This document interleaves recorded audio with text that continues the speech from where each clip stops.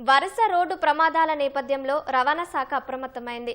గ్రామీణ స్థాయిలో అవగాహన కార్యక్రమాలు నిర్వహించేలా చర్యలు తీసుకుంటుంది.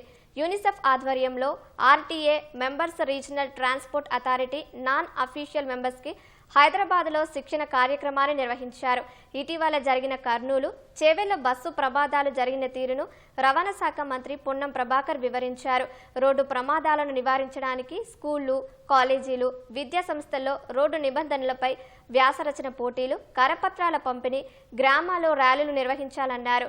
కేంద్ర ప్రభుత్వం రోడ్డు ప్రమాదాల్లో గాయపడిన వారికి క్యాష్లెస్ వైద్యం అందిస్తుందని వెల్లడించారు. బాధితులకు ₹1,50,000 వరకు 8 రోజులు చికిత్స అందిస్తారని తెలిపారు. రోడ్డు ప్రమాదాలను నివారించడానికి యూనిసెఫ్ 3 ప్రాంతాలను అవగాహన కల్పించడానికి ఎంపిక చేసిందని యూనిసెఫ్ ప్రతినిధి డాక్టర్ శ్రీధర్ పేర్కొన్నారు. మన దేశం నుంచి అహ్మదాబాద్, ముంబై, హైదరాబాద్ పట్టణాలను ఎంపిక చేసినట్టు తెలిపారు. రోడ్డు భద్రత నిబంధనలు తెలియాలంటే విద్యార్థి దశ నుంచి ప్రవర్తన రావాలని, అందులో భాగంగా యాక్టివ్ బ్లీడింగ్ కంట్రోల్ ప్రోగ్రాం అమలు చేయాలని Indian Institute of Public Health dean doctor Shailaja పేర్కొన్నారు.